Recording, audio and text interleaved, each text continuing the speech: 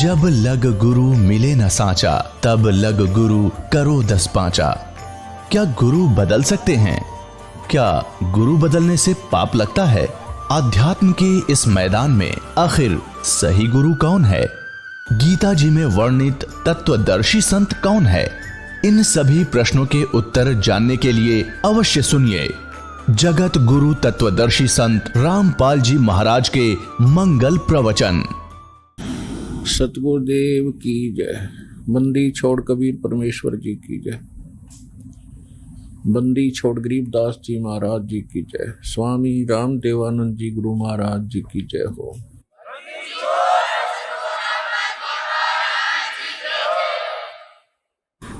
गरीब नमो नमो सतपुरुष को नमस्कार गुरु की नहीं। सुर नर मुनि जन साधुआं संतों सर्वस्ती नहीं। सतगुरु साहिब संत सब डंडो तुम प्रणाम। आगे पीछे मध हुए तिनको जहाँ कुर्बान। नराकार निर्विषम काल जाल वैभंजनम। निर्लेपम निज निर्गुणम अकल अनुवेशुंडनम। सोहम सुरति समाप्तम शकल समाना निर्तल। उज्ज्वल हिरंबर हरदमम बेपरवा अथाह वार पार निमज्जतम। ग्रीव जो सुमर सिद्ध होई, गणनायक गलता ना करो अनुग्रह सोई। पारस पद परवाना आदि गणेश मनाऊं, गणनायक देवन देवा। चरण कमल लो लाऊं, आजंत करूं सेवा। परम शक्ति संगीतम, रिद्धि सिद्धि दाता सोई। अवगत गुण अतीतम, सत्य पुरुष निर्मोही। जगदम्बा जगदीशम, मंगल रूप मुरारी। तन मन अर्पण शीशम, भक्ति मुक्ति भंडारी। सुर नर मुनि जन ध्यावे, ब्रह्मा विष्णु महेशा। शेष सहस मुख गावे, पूजय आदि गणेशा। इंद्र कुबेर सरीखा, वरुण धर्म राय ध्यावे। समर्थ जीवन जी का, मन इच्छा फल पावे। 33 कोटि अधारा, ध्यावे शेष 88। उतरे बहु जल पारा, कट है यम की फांसी। 33 कोटि अधारा, ध्यावे शेष 88। उतरे बहु जल पारा, कट है यम की फांसी। कर जोरूं विनती करूं, धरूं चरण पर शीश। गुरु जी राम देवानंद जी महाराज ने दियो नाम बख्शीश। कोटि कोटि सिजदा करूं, कोटि कोटि प्रणाम। चरण कमल में राखियो, मैं बंदी जाम गुलाम। कुत्ता हूँ गुरुदेव का, रामपाल दास का नाम। गले प्रेम की जेवड़ी, जाखे चो वहाँ जाऊं मैं। तो करो तो हो बावड़ू, दूर दूर करो तो जाऊं। जो राखो तो ही रहूं, जो देवो सो खाऊं। गुरु जी तुम ना भूलियो, चाहे लाख लोग मिल जाएं। हमसे तुमको बहुत है, तुम जैसे हमको नहीं। तुमरे विसारे क्या बने, मैं किसकी शरण में जाऊं। शिव बिरंच मुनि नारदा, तिनके हृदय ना समाऊं। जय इब कै सतगुरु मिले, सब दुख आँखों रोए। चरणों ऊपर शीश धरूं, कहूं जो कहनी हो। कबीर साईं मिलेंगे, पूछेंगे कुशलात। आदि अंत की सब कहूं, अपने दिल की बात। मैं अपराधी जन्म का, नख सिख बरे विकार। तुम दाता दुख भंजना, मेरी करो संवार। अवगुण किए तो बहुत किए, करत न मानी हार। बावे बंदा बख्श दियो, बावे गर्दन उतार। अवगुण मेरे बाप जी, बख्शो गरीब नमाज। जो मैं पूत कुपूत हूँ, बहुर पिता को लाज। परम पिता परमात्मा पूर्ण ब्रह्म, सारी सृष्टि के रचनहार कबीर परमेश्वर जी की असीम रजा से आप सभी पुण्यात्माएं परमात्मा की अमर कथा सुनने के लिए उपस्थित हुए। पुण्यात्माओं, सौभाग्य आपका, आपको ऐसे समय में मनुष्य जीवन प्राप्त है जो समय बहुत ही मुश्किल से सुलभ होता है। आप जी अभी अध्यात्म मार्ग से परिचित नहीं हैं। आपके शुभ संस्कार आपको यहाँ लाए हैं। अब धीरे धीरे आप इस ज्ञान से परिचित होते जाओगे। आप उस गए हुए समय को बहुत पछताओगे। सारा जीवन हमारे पूर्वज दादे परदादे इस रोजी रोटी के लिए ही पचकर मर गए।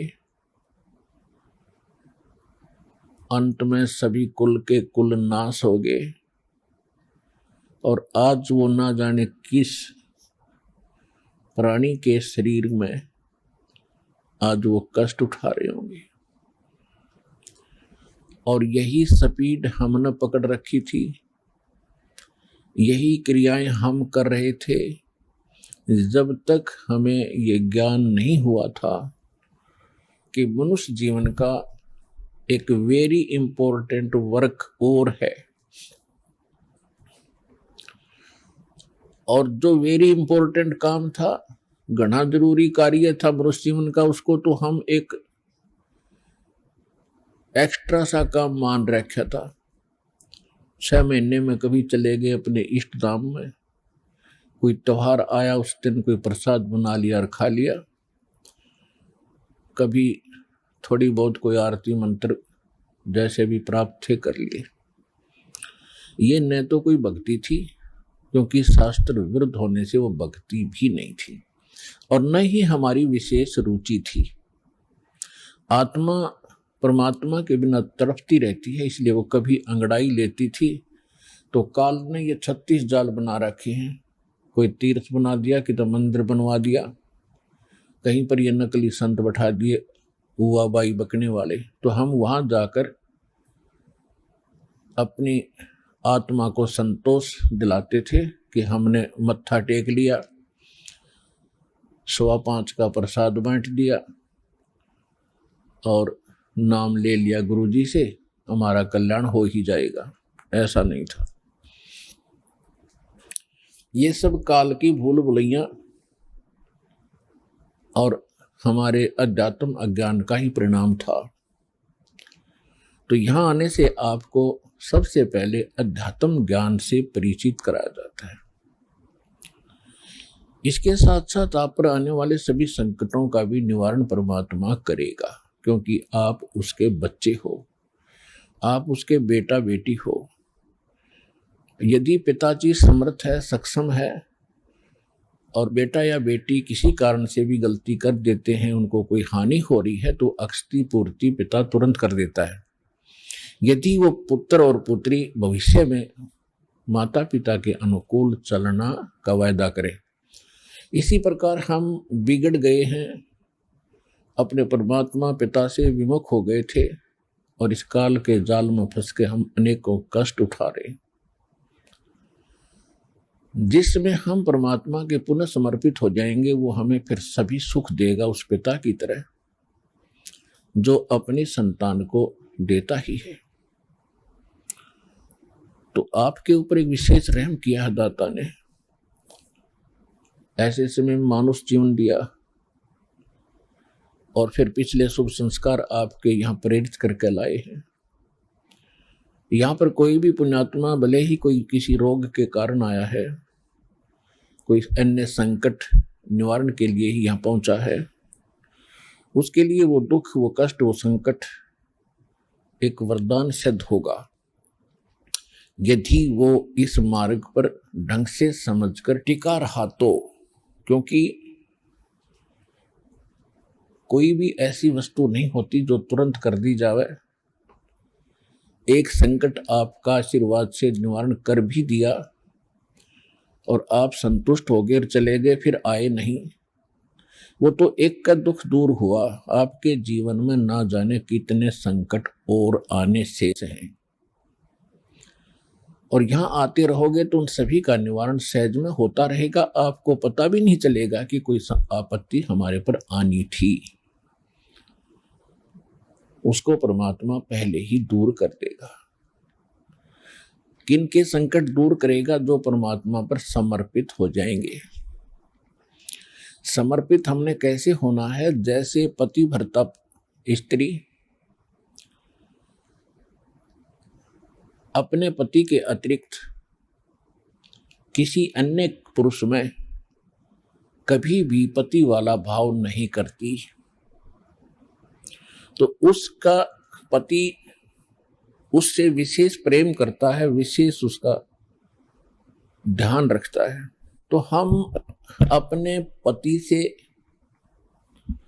अपने मालिक से, अपने स्वामी पूर्ण परमात्मा कबीर देव से हम दूर हो चुके हैं। हमने यहां आकर के 36 खत्म कर लिए। कैसे कर लिए?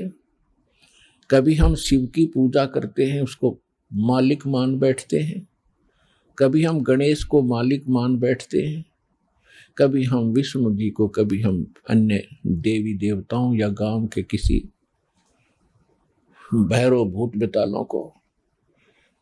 और ये ऐसे सक्षम नहीं हैं जो हमें कुछ सुख दे सके। ये ना हमें दुख दे सकते, ना ये हमें सुख दे सकते,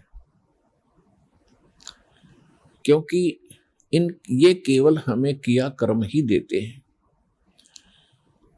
और पूर्ण परमात्मा सत्य पुरुष कबीर देव, कबीर साहिब, ये हमारे सभी संकटों का निवारण करते हैं। ये सक्षम है। हमारे जीवन में आने वाले यानी प्रारब्ध में, किस्मत में किसी भी प्रकार का कोई संकट है, उसका ये निवारण सहज में कर देते हैं। ये कब करते हैं? जब हमारी आस्था 100% कबीर परमेश्वर में हो जाएगी और अन्य किसी भी देव से हम कोई भी वस्तु की डिमांड स्वप्न में भी नहीं करेंगे। किसी भी प्रकार का कोई संकट है तो अपने परमात्मा कबीर जी से ही हम अर्जी लगाएंगे हृदय से। कुछ समय के बाद आपका स्वभाव बन जाएगा इस ज्ञान और समाधान और इस भक्ति के कारण कि आप पर कुछ भी आपत्ति आवेगी, आप केवल हे बंदी छोड़, हे परमपिता परमात्मा कबीर साहिब, आपके मुख से यही निकलेगा। तो उस समय परमात्मा आपके साथ हो लिया। फिर उस आत्मा के जीवन सफर में कोई भी संकट,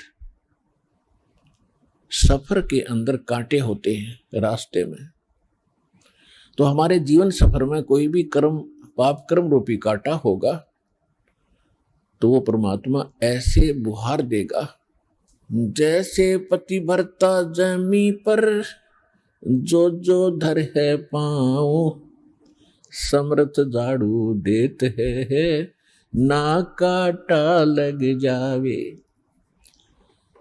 उस समर्थ को भूल कर हम परमात्मा से दूर होकर संसारिक लोगों से, संसारिक इन अधिकारियों से और इस तीन लोक के भगवान देवों से, हम इनसे अपना संकट निवारण की इच्छा करते रहे।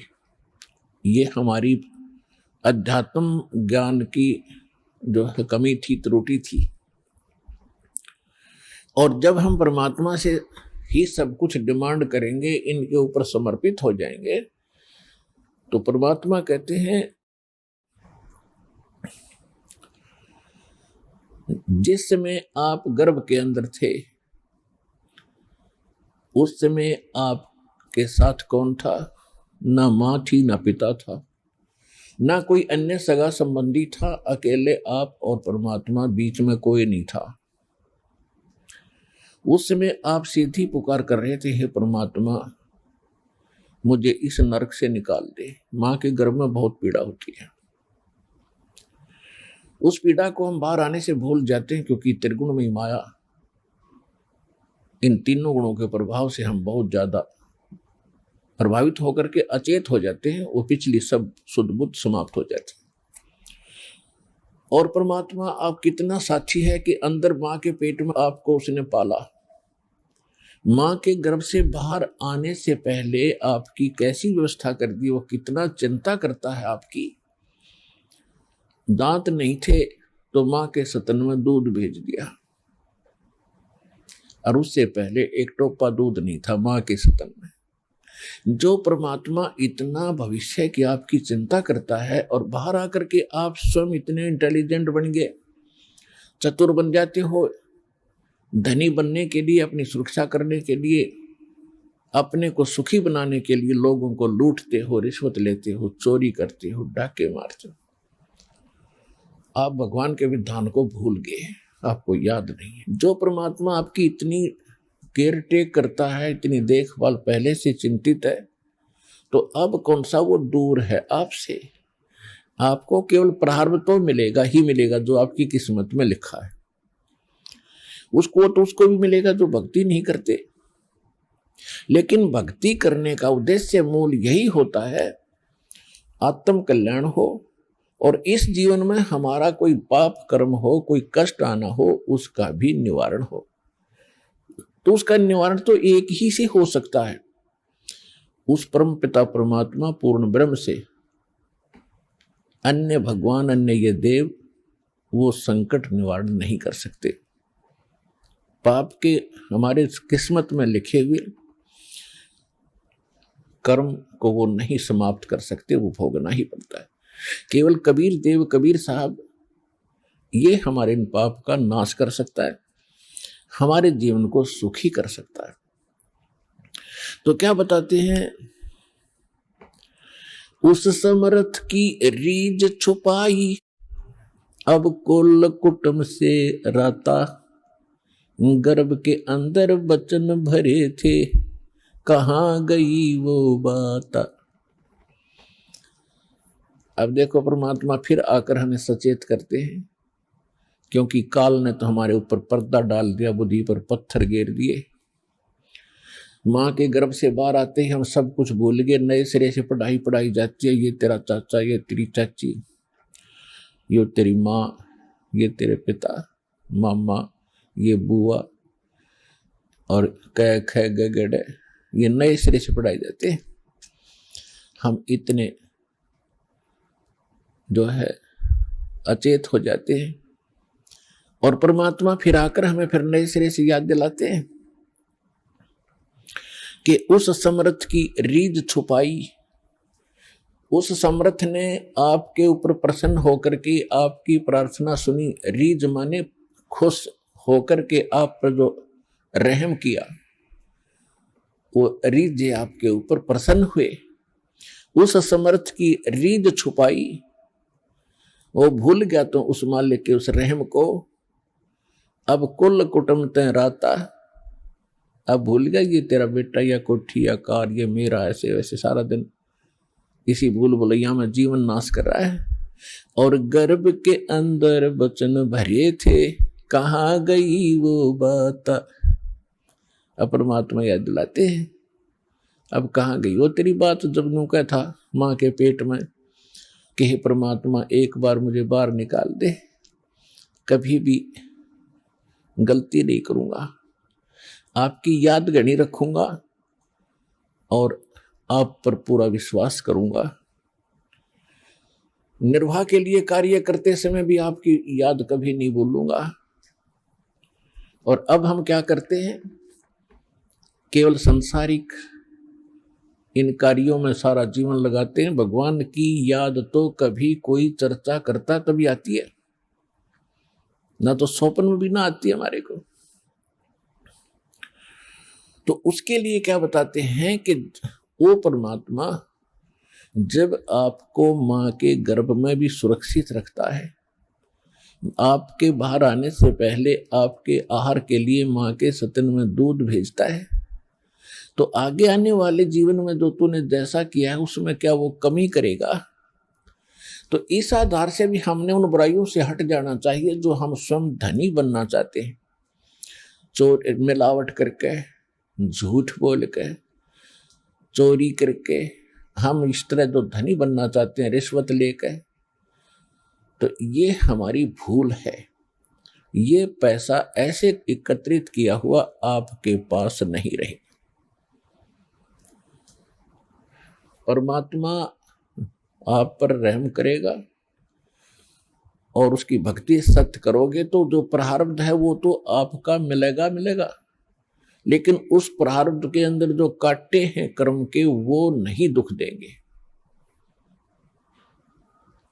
और फिर प्रारब्ध से अधिक भी देगा, क्योंकि परमात्मा के पास वो समर्थ है, वो उनके पास एक वीटो पावर है, वो केवल कबीर साहब के पास है। जैसी आपकी श्रद्धा और लगन देखेगा, विश्वास और दृढ़ता देखेंगे, तो आपको किस्मत से अधिक भी देंगे, अच्छा भी देंगे, और आपके पाप रूपी कर्मों के कांटों को भी वो पहले ही निकाल देंगे।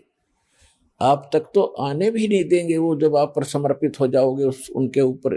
कैसे समर्पित होंगे और फिर वो कैसे करेगा।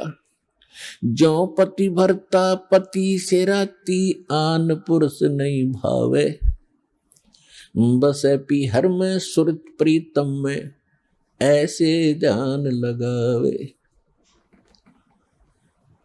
कि जैसे पतिव्रता अपने पति से ही लीन रहती है, आन पुरुष अन्य पुरुष नहीं भावे, उसके मन में स्वप्न में भी नहीं आता अन्य पुरुष के प्रति कोई भी कुविचार। और यदि वो लड़की अपने माँ के चली जाती है तो भी अपने पति की शुद्ध, वो मुख से नहीं बोलती लेकिन अंदर से वो नहीं भूल पाती। ऐसे ही आप उस परम पिता पर आश्रित हो जाओगे। कहीं पर भी आप काम कर रहे होगे, किसी भी फील्ड में, चाहे दुकान, मजदूरी, किसानी या नौकरी, तो आप उसी लड़की की तरह उस पर अपने पति यानी कबीर भगवान को, परमात्मा को, उस मंत्रों को, उसके रहम को आप कभी भूल नहीं पाओगे। तो उस समय आपका नाता उस परम पिता से जुड़ चुका है। यदि आप पल पल पर भूल जाते हो, याद नहीं रहती है भगवान की मेहर, तो अभी आपकी समर्पण भाव में कोई कमी है, जिस कारण से भगवान ने आपको दृढ़ता से नहीं पकड़ा है। तो जब आपको परमात्मा दृढ़ता से कैच कर लेगा, आपकी सच्चा समर्पित भाव देख लेंगे, वो तो अंतर्यामी है। तो उस समय कहा है कि जैसे पतिव्रता जमीन पर और जो जो धर है पांव, जितने कदम रखती है, समर्थ झाड़ू देत है ना काटा लग जाए। इतना दयालु है ये कबीर भगवान। आपके जीवन रूपी सफर में आपके कदम रखने से पहले आपके वो पाप रूपी कांटों को बुहार देगा, झाड़ू दे देगा आपके रास्ते में, कि कहीं मेरी प्यारी आत्मा को वो कांटा ना लग जाए। अब दास देख रहा है, जिसने आज 20-20 वर्ष हो गए नाम लिए, ने 10-10 वर्ष हो गए, 15-15 वर्ष हो गए, 5-5 वर्ष हो गए, 6-6 वर्ष हो गए, अब वो कितना सुखी जीवन जी रहे हैं।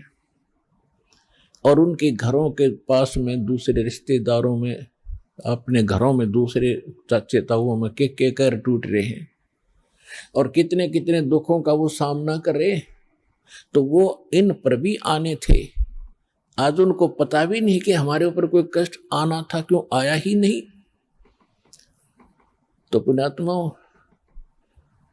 आज उन भक्तों से पूछकर देखना आप, क्योंकि आपको यहाँ इकट्ठा इसलिए किया जाता है, आपसे पहले लगे हुए बच्चे भाई बहन आपके भी यहाँ आते हैं और वो आपको अपना अनुभव सुनाते हैं कि हम ऐसे दुखी थे और जिस दिन से दीक्षा ली है, मालिक की शरण ग्रहण की है, हम पर कोई संकट नहीं आया। आपको दृढ़ता मिलती है, आपको विश्वास होता है, और वो सत्य होती है। जब एक आम आदमी जिसको आप जानते नहीं, वो आपको जानता नहीं, बता रहा, तो सच्चाई होती है। तो इसलिए फिर आप और डगमग होने से बच जाते हो। इसलिए आप जी को यहां बुलाया जाता है। और जो प्रसंग चल रहा है कि परमात्मा ने जो आपको, जब आप भगवान से जुड़ जाते हो तो आपको परमात्मा अपने कोटे से लाभ देना शुरू करेगा, और फिर आपको ऐसी विधि, साधनाएं, शास्त्र अनुकूल भक्ति विधि बताई जाती है जो आपने फिर अपने पैरों पर खड़ा होना पड़ेगा। जैसे सरकार क्या करती है कि किसी व्यक्ति को रोजगार प्राप्त नहीं है, उसको लोन देती है और उसमें कुछ सब्सिडी भी देती है कि भी 80% सब्सिडी है। 1 लाख रुपया दे दिया, अपना गुजारा कर और धंधा शुरू कर दे, और फिर आप केवल 20,000 ही वापस लौटा देना, 80 माफ कर दिए, तो कितना सहयोग मिल गया उसको। लेकिन उसने अपना तन मन धन से फिर भविष्य में अपने पैरों पर खड़ा होना पड़ेगा, बार बार सब्सिडी मिलेगी नहीं। इसी प्रकार यहां आने वाले को परमात्मा अपने कोटे से राहत देनी शुरू करता है और फिर विधि बताता है कि ये कमाई कर और अपने पैरों पर खड़ा हो जाए, भाग्य भक्ति तू कर, ऐसे दान धर्म कर, फिर तेरे को तेरा गुजारा यानी तेरी भक्ति कमाई बढ़िया हो जाएगी, तेरा अच्छा काम चलेगा, तभी सफलता होगी। क्योंकि आपके भाग्य में सुख नहीं था, संकट थे, इसलिए तो आप पर कहर टूटे, दुख हुए। अब यहां आओगे आपको सुख मिलेगा, गारंटेड मिलेगा, आपकी आयु भी बढ़ाई जाएगी। परमात्मा कबीर साहब सक्षम है। लेकिन आप हृदय से चाहोगे, ऊपरले मन से आओगे तो उतना ही लाभ मिलेगा। आप हृदय से चाहोगे और समर्पित हो जाओगे परमात्मा से अतिरिक्त, इस कबीर साहब से अतिरिक्त कोई और इष्ट में आप स्वप्न में भी ध्यान नहीं लगाओगे, तब ये परमात्मा आपका हाथ पकड़ेगा। और समर्थ जब हाथ पकड़ लेता वो छोड़ता नहीं। तो इसलिए आप जी यहां आने से पहले इस ज्ञान को समझें और हमारे मूल उद्देश्य को समझें कि हम क्या बताना चाहते हैं। हम केवल यहाँ संकट निवारण और रोग निवारण के लिए नहीं बैठा दास, ये तो एक्स्ट्रा देते हैं आपको, ये तो आपको रूंगे में देते हैं, रूंगे में। ये सौदे में नहीं, हमारे सौदे में तो केवल जन्म और मरण के इस कहर को समाप्त करने का ये हमारा उद्देश्य है। कोटि जन्म तन भर मत होगे, कुछ ना हाथ लगा रे। कुकर सुकर खरबया बोरे, कौवा हंस बुगारे। कोटि जन्म तू राजा की न्या, मिटी न मन की आशा। भिक्षुक होके दर दर घूम्या, ये मिला न निर्गुण रासा। इंद्र कुबेर ईश की पदवी, ब्रह्मा वरुण धर्मराया। विष्णुनाथ के पुर को जाके तो फिर भी वापस आया। असंग जन्म तन मरता होगे, जीवित क्यों न मरे रे। द्वादश दर मद महल मठ बोरे, बहुर न दे धर रे। दोजक भिष्ट सभी तैं देखे, राजपाट के रसिया। तीन लोक से तरपत नहीं, ये मन भोगी खसिया। सतगुरु मिले तो इच्छा मिटे, पद मिल पदे समाना। चल हंसा उस लोक पठाऊं, जो आदि अमर अस्थान। चार मुक्ति जहां चंपी करती, माया होरी दासी। दास गरीब अभय पद पर से, वो मिले राम अविनाशी। हमारा ये सौदा है, हम ये सौदा दे रहे हैं, हम ये सौदा बेच रहे हैं। कोटि जन्म तो भरमत हो गए और कुछ नहीं हाथ लगा रे। एक करोड़पति व्यक्ति अपने हेलीकॉप्टर से आ रहा था, दुर्घटनाग्रस्त हो गया। उससे हेलीकॉप्टर से 1 मिनट में मृत्यु होगी, क्योंकि शास्त्र अनुकूल विधि साधना उनके पास थी नहीं। पिछला पुण्य समाप्त हुआ, संस्कार जीवन था वो समाप्त हुआ। वो जोड़ा जाड़ा धन यहां छोड़ के चला गया भाई, पल्ला जाड़ के। और अब क्या बनेगा? फिर पीछे तू पशुआ की जय, गद्दा बैल बनाई। ये 56 भोग कहाँ मन भोरे, की तकुर्डी चरने जाई। ओए हाय, पुण्यात्माओं कलेजा फट जा मानस का, जब थोड़ी सी होश हो तो। और शोधी आवेगी, ज्ञान आएगा, अकल आवेगी इस ज्ञान के सुनते। और ये ज्ञान सतगुरु दे सकता, पृथ्वी पर कोई दे नहीं सकता। और सतगुरु वर्तमान में इस दास के अतिरिक्त 21 ब्रह्मांड में नहीं है।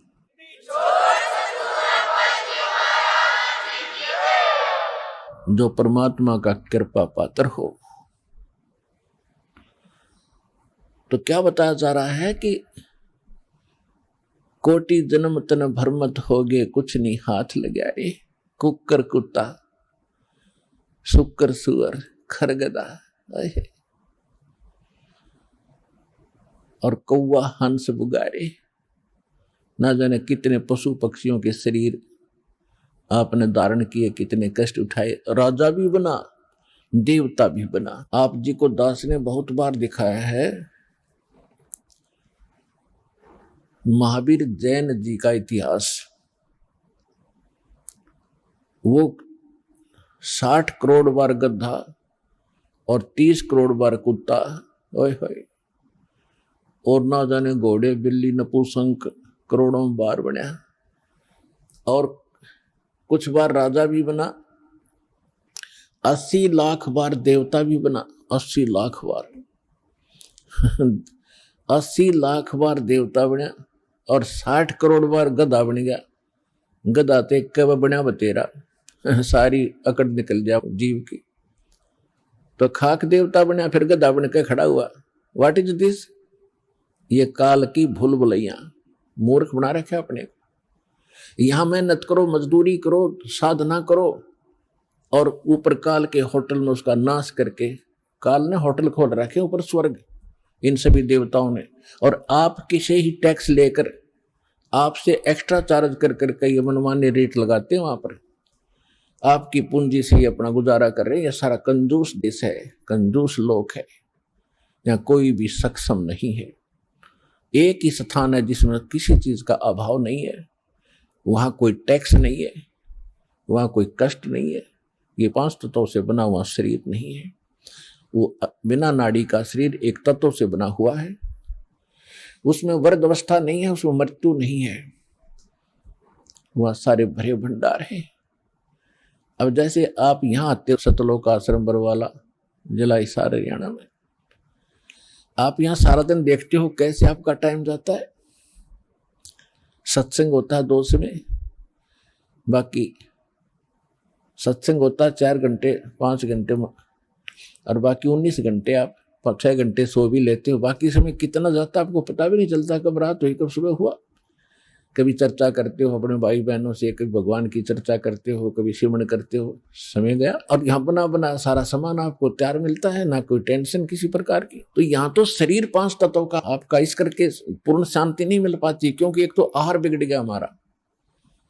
आहार कैसे बिगड़ गया कि जितना भी आज अन्न बनता है इसके अंदर किस प्रकार के खाद डाले जाते हैं, और फिर उनको खाकर हम शरीर में हमारे एक विशेष बेचैनी सी सबका बनी रहती है।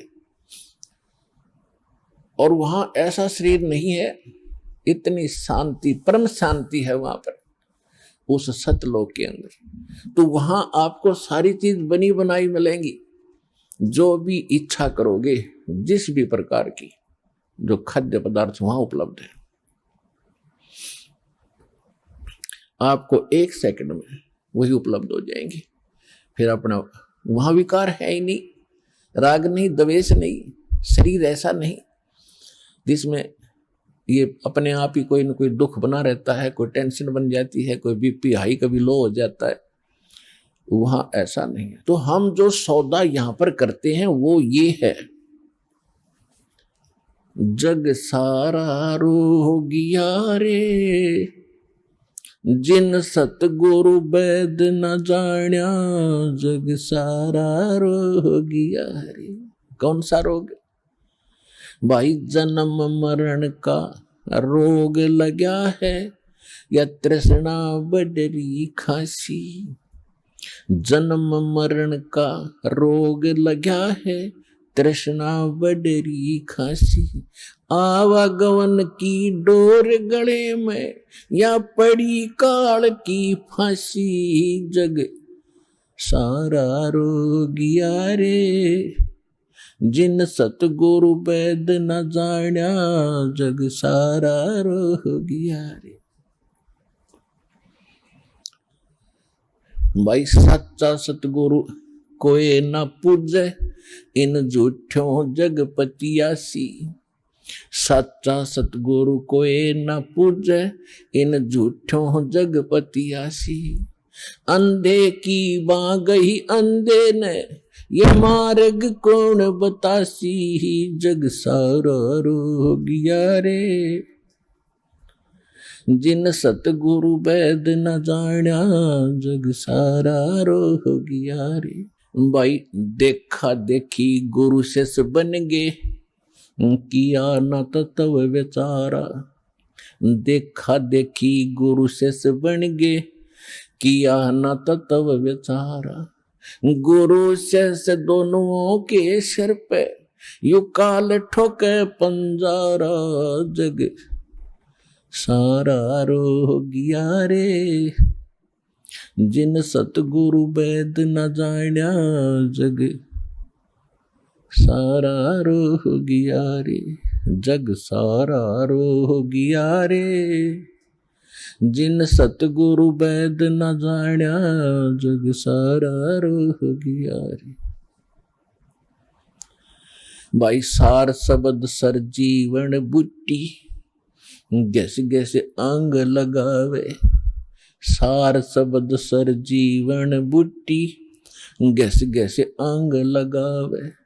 कहें कबीर तुम सत कर मानो, ये जन्म मरण मिट जावे। जग सारा रोगिया रे, जिन सतगुरु वैद न जाण्या, जग सारा रोगिया रे। जग सारा रोगिया रे, जिन सतगुरु वैद न जाण्या, जग सारा रोगिया रे। भाई सार शब्द सर जीवन बूटी, गैस गैस अंग लगावे। सार शब्द सर जीवन बूटी, गैस गैस अंग लगावे। कहे कबीर तुम सत कर मानो, ये जन्म मरण मिट जावे। जग सारा रोगिया रे, जिन सतगुरु वैद न जाण्या, जग सारा रोगिया रे। जग सारा रोगिया रे, जिन सतगुरु वैद न जाण्या, जग सारा रोगिया रे। अब परमात्मा ने बताया है कि पूरा विश्व ही जन्म मरण के रोग से ग्रस्त है। जैसा कि हम पहले इन नकली धर्म गुरुओं से ज्ञान सुना करते थे कि श्री कृष्ण जी ही श्री विष्णु जी हैं और शंकर ब्रह्मा विष्णु ये तीन अमर देवता हैं, इनका जन्म मृत्यु नहीं होता, ये समर्थ हैं। और ये ब्रह्मा जी की पूजा को तो नहीं कराते थे, लेकिन विष्णु जी और शंकर भगवान की पूजा ये हमें करने का सलाह देते थे, राय देते थे। और इनको मृत्युंजय, कालज्य, सर्वेश्वर, अंतर्यामी न जाने क्या क्या उपमा दिया करते थे। अब जब परमात्मा ने दया की हम पर, हमारे को सद्बुद्धि दी, हमें ये ज्ञान हुआ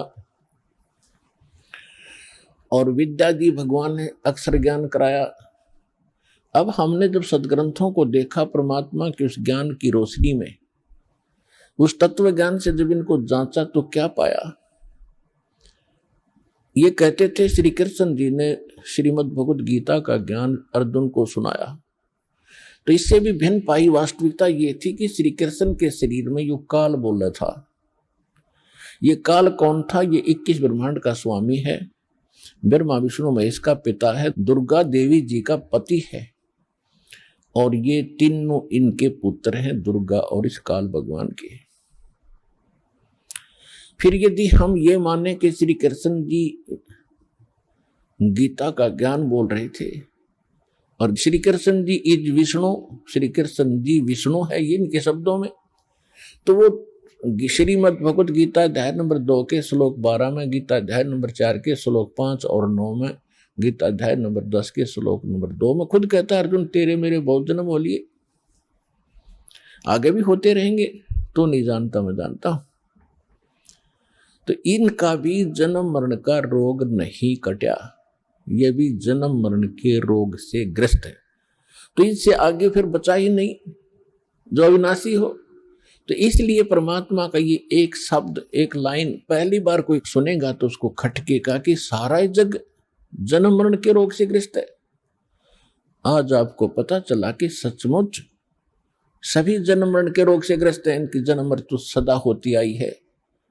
और परमात्मा गारंटी देते हैं कि हमारे पास एक सार शब्द है, सार नाम है, उसके जाप करने से आपका एक गारंटीड है जन्म मरण मिट जाएगा, ये रोग कटेगा।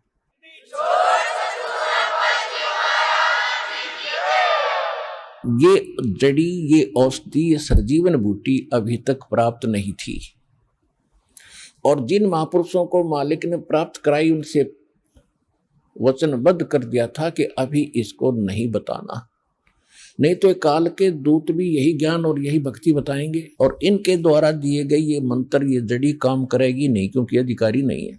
अधिकारी के बिना कोई भी कार्य सफल नहीं होता, ये आपको खूब पता है।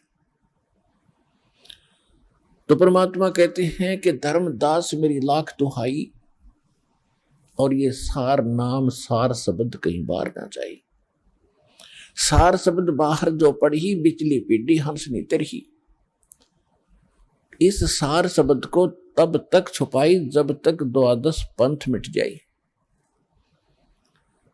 ये कलयुग बीते 5500 पांचा, तब ये मेरा वचन होगा सच्चा। क्या कि चौथा युग जब कलयुग आई, तब हम अपना अंश पठाई। और काल फंद छूटे नरलोई सकल सृष्टि परवानी कोई, ये वचन कहे थे भगवान ने। तो धर्मदास जी से परमात्मा कहते हैं ये जो मैं आज बोल रहा हूं कि मैंने काल से कहा था कि कलयुग में मैं अपना एक दास भेजूंगा, अपना वेरी इंपॉर्टेंट हंस भेजूंगा, अंश भेजूंगा, और सारी सृष्टि नाम लेगी, सबके ये काल के फंद टूटेंगे।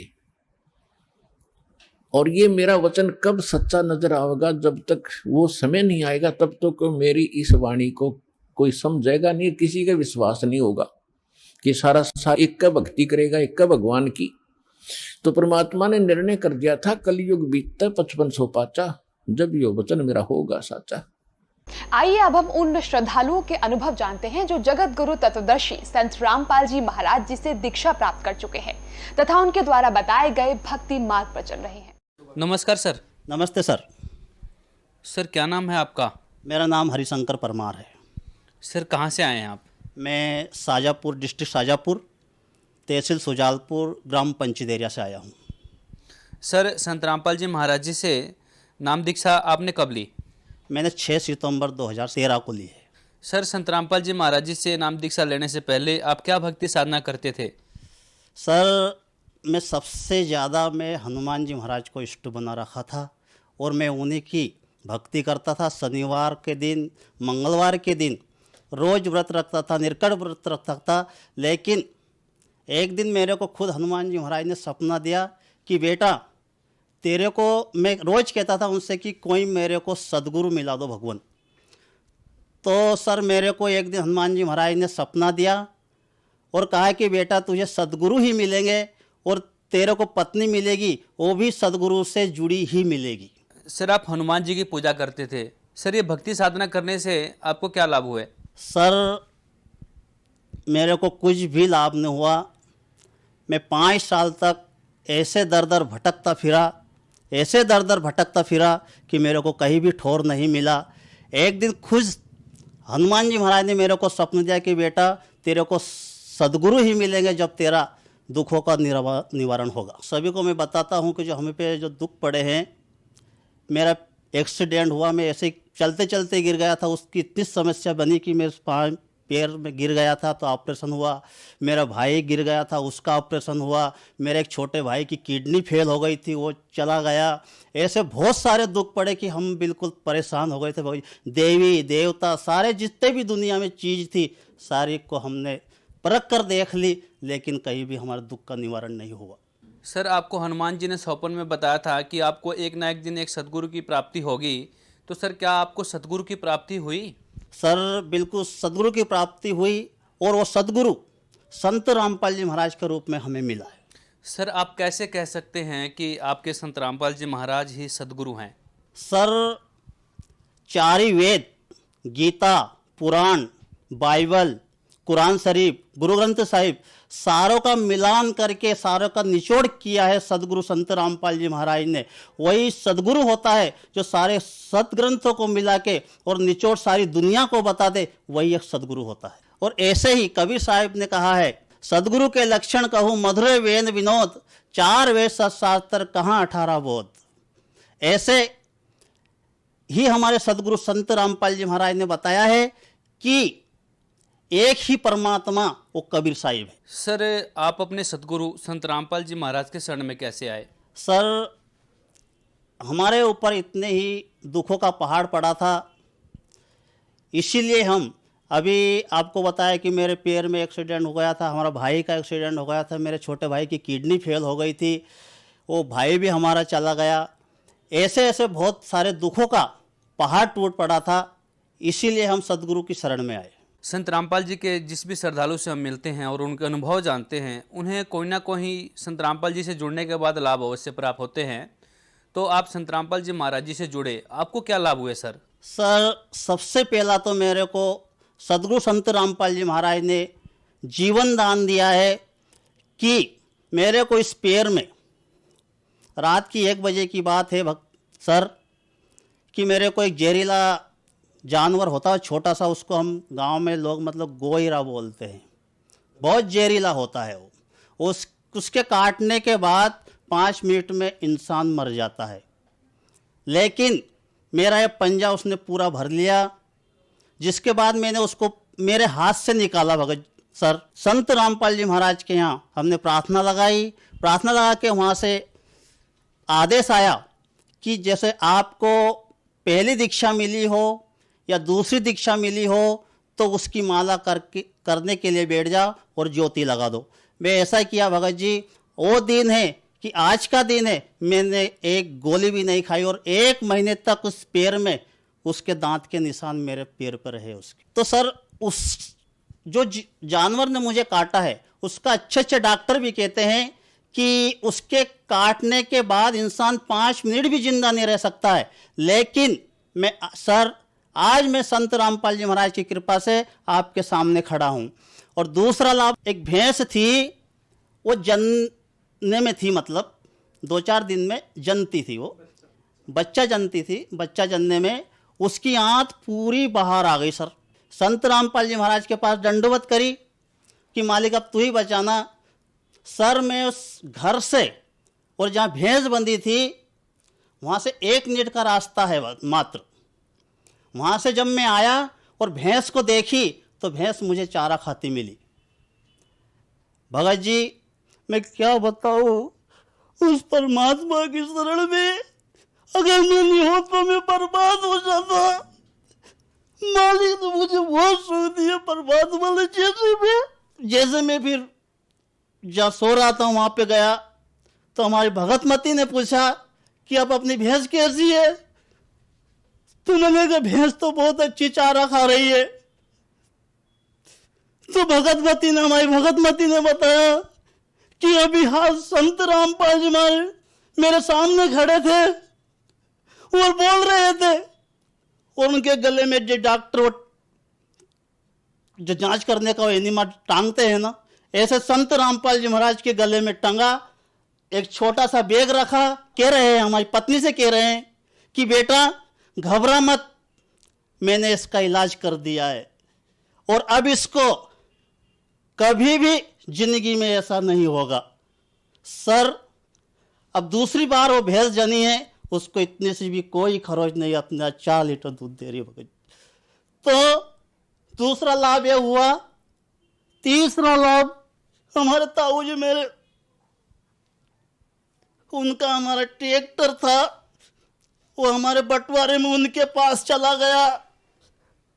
तो मुझे चिंता हो गई कि मालिक मैं कैसे इन बच्चों का पेट भरूंगा। फिर एक रोज संत रामपाल जी मेरे सपने में आए और कहा, बेटा ज्योति लगा के निकल जाना। तो जब मैं ज्योति लगा, सुबह हुई, मालिक से प्रार्थना करी कि परमात्मा मैं किस ओर जाऊं, ज्योति तो लगा दी मालिक। सर, आधे घंटे बाद मैं किसी को पहचानता भी नहीं हूं और मेरे पास आए कि तेरे को ट्रैक्टर चाहिए। मैंने हाँ। तो मेरे को लेकर गया और जो मैं ट्रैक्टर वाले के पास गया कि 1 लाख रुपया कम में दूंगा, 1 रुपया सैकड़ा का ब्याज लूंगा और 20 साल में पैसे दे देना, तू लीजा ट्रैक्टर। उसमें 36 लीटर डीजल भरा था और डीजल भी उसने नहीं निकाला। आज जो भी वो इंटरव्यू देखता, हमारे गांव में कोई भी देख लेना, हमारे घर पे वो ट्रैक्टर खड़ा है। चौथा लाभ, अभी 2 महीने हुए सर जी, हमारे गांव में पानी नहीं है पीने का, बहुत सूखा है। हम भी बाहर से, मैं भी ट्रैक्टर से ड्रम रख के और पानी लाता हूं। मालिक से प्रार्थना करी कि मालिक इस दास को परेशानी है परमात्मा। तो संत रामपाल जी महाराज की हमने प्रार्थना लगाई। अभी 2 महीने हुए हैं सर जी।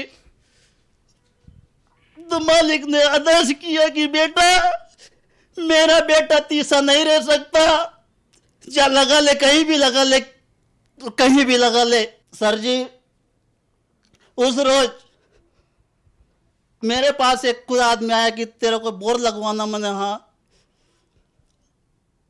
तो बोर मशीन आधे घंटे बाद ही मशीन आ गई और जैसे मशीन लगी, गांव में किसी को भी भरोसा नहीं था कि यहाँ पानी है। आज भी भगत जी मैं बता दूं, हमारे गांव चलना, वहाँ 500-400 फीट भी होल लगे हैं, लेकिन जब मशीन चालू हुई तो 45 फीट पे पानी पानी परमात्मा ने संत रामपाल जी महाराज ने दे दिया। और 250 फीट वो बोर है भगत जी, उसमें पानी, उसी में है ही नहीं पानी। जब भी परमात्मा ने, आज फूल चल रहा है परमात्मा की दया से, बहुत अच्छा पानी, और हम सब पी रहे। जो भी आते हैं सबको मैं भरने देता हूँ। और मालिक से प्रार्थना भी यही करी थी मैंने कि मालिक मैं भी भूखा ना रहूं और साधु भी भूखा ना जाए। ऐसी परमात्मा संत रामपाल जी महाराज ने दया करी। 4 साल पहले भगत जी हमें खाने खिला लेते। मतलब मेरे को ये जी चिंता थी कि मैं क्या करूं, मेरा भाई मर गया। मेरा भाई एक शिक्षा विभाग में नौकरी मास्टर है आष्टा के पास, मैं अकेला रहता हूँ, मैं अपंग हूँ। और जो मेरे भाई जो चला गया उसके बच्चे भी मेरे पास है। और जो हमारे भाई की पत्नी है वो भी, मैं भी उसको बहन के समान मेरे पास ही रखता हूँ। और वो भी दृढ़ता के साथ भक्ति करती है। ऐसा भगत जी मेरे साथ लाभ हुआ है। सर, संत रामपाल जी महाराज जेल में हैं, सर इसके पीछे क्या कारण है? सर ये हमारा दुर्भाग्य रहा है कि जो आज जेल में हैं। और जेल में क्यों हैं? यानी इन्होंने, संत रामपाल जी महाराज ने दुनिया को सच्चाई बताई है। बस एक ही कारण है सच्चाई का, कि उन्होंने सच्चाई बताई है, इसीलिए जेल में है। और जेल में सच्चा व्यक्ति भी गया है। कौन गए हैं? तुकाराम जी को गधे पे बैठ के सवारी निकाली, मीराबाई को भी एक जेल थी, प्रहलाद को भी एक जेल थी। और जेल तो एक देश आजाद कराने के लिए सुभाष चंद्र बोस, चंद्रशेखर आजाद को भी जेल हुई। क्या वो अपराधी थे? नहीं, उन्होंने सच्चाई का, सत्य का मार्ग अपनाया, इसलिए उनको जेल में डाला। कि कहीं संत रामपाल जी महाराज की सच्चाई का अगर दुनिया को पता चल गया तो अपने अनुयायी अपने पास नहीं रहेंगे और अपनी दुकानदारी बंद हो जाएगी। इसलिए इन सभी ने संत रामपाल जी महाराज के झूठे आरोप लगाकर उनको जेल में डाला गया। एक ऐसे संत को जेल से रिहा किया जाए, एक ऐसी आंधी उठे, पूरे विश्व में एक आंधी उठे कि संत रामपाल जी महाराज एक दुनिया में एक से संत है जो एक कैंसर, किडनी, चाहे कितने भी दुख हो वो काट के एक जैसे मंत्र की तरह फेंक देते हैं। ऐसे सुख दिया है सब भगत समाज को। सर, जो श्रद्धालु आपको देख रहे हैं, आप उन्हें क्या संदेश देना चाहेंगे? खासकर आप मध्य प्रदेश से हैं, तो साथ के साथ आप अपने प्रदेश वासियों को क्या कहना चाहेंगे? सर, सबसे पहले तो मैं मेरे गांव को संदेश तो मैं दे नहीं सकता, क्योंकि मेरे पास इतना ज्ञान नहीं है। ज्ञान तो मालिक दे सकता। मैं तो परमात्मा का दास होके मेरे गांव इस पंचदेरिया को निवेदन करता हूं, संत रामपाल जी महाराज के ज्ञान को, पहले ज्ञान को सुनो, फिर उससे जुड़ो और देखो कि क्या अच्छाई, क्या बुराई है, क्या अच्छाई है, क्या नकली है, क्या असली है, क्या सत्य है और क्या असत्य है। सभी से यही निवेदन है कि संत रामपाल जी महाराज की शरण में आओ और अपना कल्याण कराओ। बहुत बहुत धन्यवाद सर। नमस्ते सर।